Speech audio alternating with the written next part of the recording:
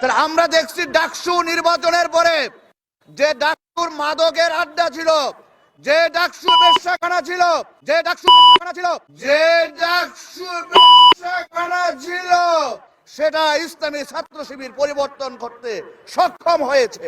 যারা মুক্তিযুদ্ধকে বলে বাংলাদেশের বস্তা ফসা ইতিহাস, তারা ডাকসুকে এরকম বেশ্যাখানা বলবে, এটা স্বাভাবিক।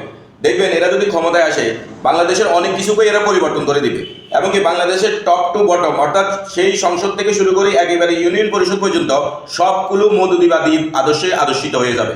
মওদুদি যা বলছে সেটা যদি কোরআন হাদিস সম্মত নাও হয়, তারপরে তারা সেটাই করে ফেলবে। তাই সাবধান, এদের থেকে বাংলাদেশকে হেফাজত করতে হবে। এদের যে ন্যারেটিভগুলো তারা তৈরি করেছে মুক্তিযুদ্ধের বিরুদ্ধে, তাহা সফলভাবে বুঝতে হবে এবং এবারের নির্বাচনে তাদেরকে বয়কট করে বাংলাদেশকে একটি স্বাধীন গণতান্ত্রিক রাষ্ট্র পরিপূর্ণ ও বিনির্মাণে দানের শীষ এর বিকল্প নাই।